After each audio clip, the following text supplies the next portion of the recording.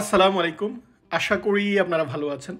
আপনারা যারা আমেরিকার এই যে সুন্দর ঘরবাড়িগুলা দেখতে চান এবং সেই সাথে একটু গ্রামীণ পরিবেশ, গ্রামীণ এনভায়রনমেন্ট দেখতে চান, তাদের জন্য আজকের এই ভিডিও। আমি এই ভিডিওতে আপনাদেরকে একটু দেখানোর চেষ্টা করছি কান্ট্রি সাইডের এনভায়রনমেন্ট। কারণ আপনারা প্রায়ই বলেন যে আপনাদের এই জিনিসগুলো দেখতে খুবই ভালো লাগে। বিশেষ করে ওদের যে বাড়ির স্ট্রাকচার, বাড়ির ডিজাইন, এনভায়রনমেন্ট সেটা, সেই সাথে হচ্ছে গ্রামীণ এনভায়রনমেন্ট। আশা করি আপনারা এই ভিডিওটি এনজয় করবেন।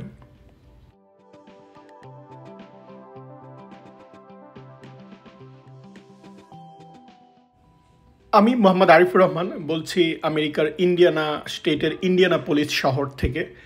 এই যে বাড়িগুলা অনেকেই অন্যান্য স্টেট থেকে আপনারা কমেন্ট করছেন যে এই যে বাড়িগুলা দেখাচ্ছেন এই বাড়িগুলোর দাম কেমন। এখানে দেখুন যে অনেক দামের বাড়িও রয়েছে। যেমন আপনারা এই বাড়িগুলোই যদি একটু ভালো এরিয়াতে কিনতে চান তাহলে $1,000,000 লাগবে, অর্থাৎ বাংলাদেশি টাকায় প্রায় 10 কোটি টাকার উপরে। কিন্তু বাড়ি তো থাকলেই হবে না, বাড়ি মার্কেটে থাকতে হবে। ধরেন সুন্দর সুন্দর বাড়ি আছে ঠিকই, কিন্তু মার্কেটে নেই, অর্থাৎ কেউ বিক্রি করছে না, তাহলে তো আপনি কিনতে পারবেন না। অনেক সময় দেখা যায় 1-2টা বাড়ি মার্কেটে আসে যেটা ভালো এরিয়ায়, সেই বাড়িগুলো নেওয়ার জন্য লোকজনের দেখা যায় কাড়াকাড়ি শুরু হয়ে যায়। সো এটা একটা কারণ যে অনেক সময় অনেক সুন্দর বাড়ি আপনি দেখতে অর্থাৎ দেখতে ভালো লাগছে, কিনতে চাচ্ছেন, কিন্তু আপনি কিনতে পারবেন না। এখন একটু যদি দূরে যান, অর্থাৎ ভালো এরিয়া, অনেক সময় দেখা যায় কিছু পুরাতন এরিয়া বা এস্টাবলিশড এরিয়া রয়েছে, আর কিছু এরিয়া রয়েছে যে নতুন কনস্ট্রাকশন হচ্ছে, নতুন বাড়িগুলো হচ্ছে, সেই জায়গায় আপনি বাড়ি কিনতে পারবেন। এই জায়গায় বাড়িগুলো দেখুন যে কিছু বাড়ি একটু বড়, কিছু বাড়ি হচ্ছে স্কোয়ার ফিট বেশি, কোনোটার আবার স্কোয়ার ফিট কম। অর্থাৎ একই এরিয়াতে আপনি বড় বাড়িও কিনতে পারবেন যেটার দাম বেশি, হয়তো $1,000,000। আবার একটু কম দামের বাড়িও রয়েছে, অর্থাৎ সাধ্যের মধ্যে রয়েছে, যেটা আমরা চাই যে $400,000 থেকে $600,000 মধ্যে একটা বাড়ি কিনতে, যেটা একটা আমাদের দেখা যায় যে সাধ্যের মধ্যে যেটাকে বলা হয়, আপনি এরকমও কিনতে পারবেন। অর্থাৎ বাজেটের মধ্যে আপনি কিনতে পারবেন, সেই সুবিধাটা এই জায়গাটায় রয়েছে। আবার আপনি একটু কান্ট্রি সাইড বা এনভায়রনমেন্ট যদি পছন্দ করেন, যে সামনে একটু জায়গা থাকবে বা ব্যাকয়ার্ডে জায়গা থাকবে, অনেক সময় এরকম বেড়া দেয়া বা ঘেরা থাকে, সেটাও যদি আপনি চান সেটাও এখানে ব্যবস্থা করে নিতে পারবেন, বা অনেক সময় ব্যবস্থা করা যায়। সব জায়গায় কিন্তু অ্যালাউ করে না, সব এরিয়াতেও কিন্তু আপনি বাড়ি কেনার পর একটু চেঞ্জ করতে পারবেন না, তারা এটা অ্যালাউ করে না। কিন্তু এখানে আবার অনেকগুলো এরিয়া রয়েছে, সেটা আপনাকে তারা এই সুযোগটা দিবে যে আপনি চাইলে কিছু চেঞ্জ করতে পারবেন। কারণ আমাদের দেশে যেটা হয় যে বাড়ির সামনে অনেকটা জায়গা রয়েছে, আমি আরেকটা বাড়ি উঠিয়ে দিচ্ছি। এখানে কিন্তু এরকম না যে আপনার সামনে পিছনে অনেক জায়গা আছে, আপনি ইচ্ছে মতো বাড়ি বানাবেন, তা নয়। প্রতিটা বাড়িরই তার স্কোয়ার ফিট কেমন, তার সুযোগ সুবিধা কেমন, সেই অনুযায়ী কিন্তু ট্যাক্স রয়েছে। এই বাড়িটা যে দেখতে পাচ্ছেন, এই বাড়িটার যে ট্যাক্স, পাশের বাড়ির ট্যাক্স কিন্তু একই হবে না। অর্থাৎ সুযোগ সুবিধার উপর ভিত্তি করে সরকারকে ট্যাক্স দিতে হয়। ছোটো বাড়ি দেখতে পাচ্ছেন, এর পাশেই কিন্তু বড় বাড়ি, অর্থাৎ আপনি একটা ভালো এরিয়ায় আপনি বড় বাড়িও কিনতে পারবেন। আবার আপনার যদি বড় বাড়ি কিনতে না চান, মেনটেন্যান্স কস্ট অনেক বেশি, ট্যাক্স অনেক বেশি, তাহলে আপনি ছোটো বাড়িও কিনতে পারবেন। বা আপনার ফ্যামিলি মেম্বার অনেক বেশি, আপনি বড় বাড়ি চাচ্ছেন, সেরকম বাড়িও আপনি পাবেন। এখন আপনার ফ্যামিলি মেম্বার কম, আপনি একটা সিঙ্গেল হোম কিনতে চাচ্ছেন, সেটাও আপনি পাবেন। আর ইন্ডিয়ানাপোলিস শহর থেকে আমি যদি একটু দূরে যাই, ধরেন আমি 1-1.5 ঘন্টা বা 2 ঘন্টা ড্রাইভ করে একটু দূরে যাই, তাহলে কিন্তু ছোট ছোট শহর রয়েছে, কান্ট্রি সাইডের শহর। এদের বাড়িগুলো আপনারা দেখবেন যে সামনে পিছনে অনেক জায়গা।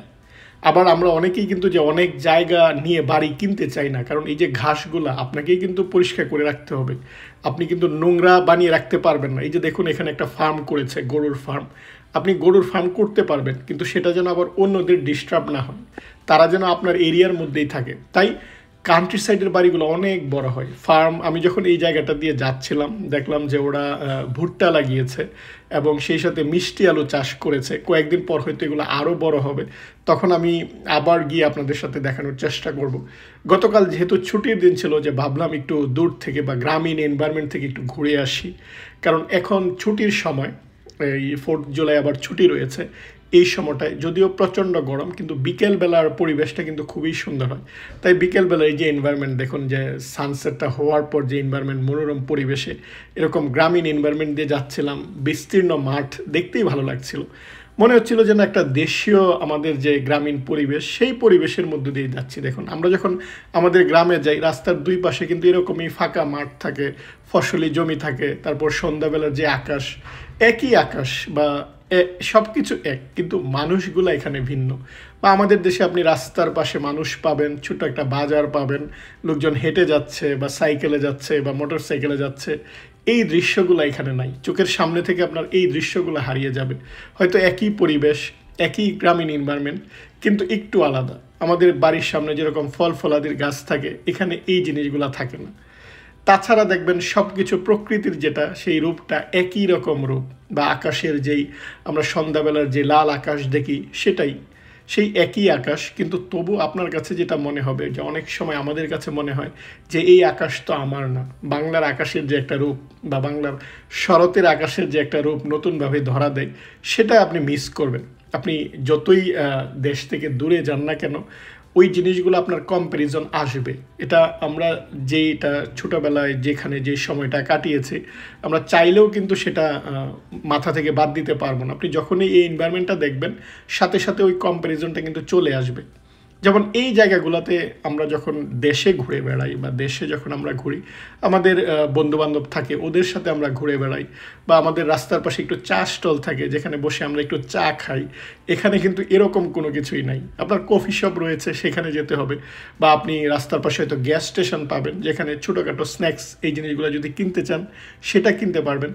কিন্তু আমাদের দেশের মতো যে রাস্তার পাশে কেউ হেঁটে যাচ্ছে, বা রাস্তার পাশে একটা চা স্টল, সেটা কিন্তু আপনি দেখবেন না। দেখুন, আমি কিন্তু মাইলের পর মাইল চলে যাচ্ছি, দূরের বাড়িগুলা, বাড়ির পাশে জমি, একটা বাড়ি থেকে আরেকটা বাড়ি দেখুন দূরে, কিন্তু বাড়িগুলোতে বাউন্ডারি থাকে না, কারণ এখানে প্রবেশ নিষিদ্ধ। আপনারা অনেকেই বলেন যে আপনি একটু দাঁড়ান, দাঁড়িয়ে কথা বলুন। এই জায়গাগুলোতে আমি কোনো অনুমতি ছাড়া, কারণ ছাড়া ওর সীমানায় ঢুকতে পারবো না। বা অনেক সময় আমি যদি কারো বাসায় যাই, সে জানে যে আমি যাব, আমার অ্যাপয়েন্টমেন্ট রয়েছে, অ্যাপয়েন্টমেন্ট ছাড়া আমি এই জায়গাটায় ঢুকতে যাব বা আপনি ঢুকতে যাবেন, ওরা যদি সন্দেহ করে যে আপনি তার কোনো ক্ষতি করবেন, তাহলে কিন্তু ওরা পুলিশকে কল দিয়ে দিতে পারে। সো এই কারণেই আপনার কারো সীমানার ভিতরে কিন্তু কেউ আসে না। আপনার একটা বাড়ি থেকে আরেকটা বাড়ি দেখুন বাউন্ডারি নেই, সীমানা নেই, কিন্তু তবু আপনি কাউকে দেখবেন না যে কোনো কারণ ছাড়া বা আগের অ্যাপয়েন্টমেন্ট ছাড়া সে তার ওখানে গিয়েছে। কারো যদি যাওয়ার কোনো কারণ থাকে, সে আগে থেকেই কথা বলে যাবে। তারপর এরকম ছোট ছোট শহর থাকে। আপনি যখন এই কান্ট্রি সাইড পার হয়ে যাবেন, আমাদের যেমন ছোট ছোট গ্রাম থাকে, এই শহরগুলো থাকে, ওদের একটা সেন্টার থাকে, সেখানে আবার সব কিছুই পাওয়া যায়। আবার দেখবেন গ্রামীণ পরিবেশ, আবার দেখবেন কিছুক্ষণ পর পর একটা ছোট ছোট শহর। এই শহরগুলো কিন্তু দেখতেও ভালো লাগে। ওখানে কফি শপ থাকে, বা আপনি যদি পিৎজা খেতে চান সেটা খাওয়া যায়। আমরা এই জায়গাটায় কিছু সময় কাটালাম। সময় কাটানোর পর যখন আসছিলাম সন্ধ্যার পরে, অবাক করা সৌন্দর্য আমরা মানে দেখতে পেলাম। সেটা হচ্ছে যে এই যে রাস্তাগুলো দেখতে পাচ্ছেন, বিস্তীর্ণ যে রাস্তাটা দিয়ে আমি গিয়েছি, দুই পাশে যে ফসলি জমি, সেই ফসলি জমিতে দেখলাম যে ঝাঁকে ঝাঁকে ঝুনাকি পোকা, যেটা আমরা ছোটোবেলায় দেখতাম। ছোটোবেলায় বন্ধুদের সাথে যখন আড্ডা দিতাম, নদীর পাড়ে আড্ডা দিতাম সন্ধ্যার পর, তখন দেখতাম যে নদীর যেই আমরা একটু রাস্তাটা উপরে থাকে, নিচে অনেক ঝুনাকি পোকা থাকে, ঝুনাকি পোকা ঘুরে বেড়ায়। কিন্তু এখানে হচ্ছে লাখো লাখো, অর্থাৎ যেটা আপনি কাউন্ট করতে পারবেন না। আমি একটু ক্যামেরা নিয়ে আর চেষ্টা করলাম গাড়ি দাঁড় করিয়ে, দেখুন ঝুনাকি পোকাগুলো ঝলঝল করছে, মনে হচ্ছে ন্যাচারাল একটা সৌন্দর্য। একদিকে 4th জুলাই উপলক্ষে আতশবাজির উৎসব হচ্ছে বিভিন্ন জায়গায়, আর এখানে মনে হচ্ছিল যে ন্যাচারাল যে ফায়ার ওয়ার্কস সেই জিনিসগুলো হচ্ছে। আর এটা দেখতে ভীষণ ভালো লাগছিল, মনে হচ্ছিল যে এই জায়গাটায় দাঁড়াই বা এখানে দাঁড়িয়ে এই জিনিসগুলো দেখি। কিন্তু যেটা বললাম, যেটা তো আর আপনি যতই সৌন্দর্য যত কিছু দেখেন, নিজের মনে হয় না যে এটা আমার নিজের সৌন্দর্য। এই ঝুনাকি পোকা দেখার পরও আমাদের কাছে ওই অতীতের যে ঝুনাকি পোকা, সেটাই কিন্তু আমাদের স্মৃতিতে ভাসে। আর ঝুনাকি পোকা নিয়ে আমরা যেহেতু অনেক সাহিত্যে, অনেক উপন্যাসে পড়েছি, সো এই সৌন্দর্যটা যখন চোখের সামনে আসে, স্বাভাবিকভাবেই আমাদের কিন্তু ভালো লাগে। সন্ধ্যার পর যে এই গ্রামীণ এনভায়রনমেন্টটা দেখুন, যে দূরের বাড়িগুলোতে লাইট জ্বলছে, কিন্তু আশেপাশে দেখুন কোনো মানুষ নেই। এখানে হাঁটাচলা করছে এরকম কাউকে দেখতে পাবেন না। একটু পরপর হয়তো একটা গাড়ি আসছে, যেহেতু এখানে সবারই গাড়ি থাকে, গ্রামীণ এনভায়রনমেন্ট হোক বা শহরে এনভায়রনমেন্ট হোক, গাড়ি দিয়েই লোকজন এক জায়গা থেকে আরেক জায়গায় যায়। আর ছুটির দিন যেহেতু বিভিন্ন দিকে দেখলাম যে এরকম ফায়ার ওয়ার্কস বা আতশবাজির উৎসব হচ্ছে, সেটাও পথ চলতে চলতে দেখতে ভালো লাগছিল। সব মিলিয়ে একটু ঘুরে আসলাম, আর আপনাদের সাথে এই যে একটা সৌন্দর্য গ্রামীণ এনভায়রনমেন্ট, সেটা শেয়ার করার চেষ্টা করলাম। আশা করি আমার সাথে সাথে আপনারাও এটা খুব এনজয় করেছেন। যদি ভিডিওটি ভালো লাগে অবশ্যই কমেন্ট করে জানাবেন বা একটা লাইক দিবেন। আজ এই পর্যন্তই। পরবর্তী ব্লগে হয়তো নতুন কোনো টপিক, অন্য কোনো টপিকে আপনাদের সাথে কথা বলবো। আপনারা ভালো থাকবেন। আল্লাহ হাফেজ।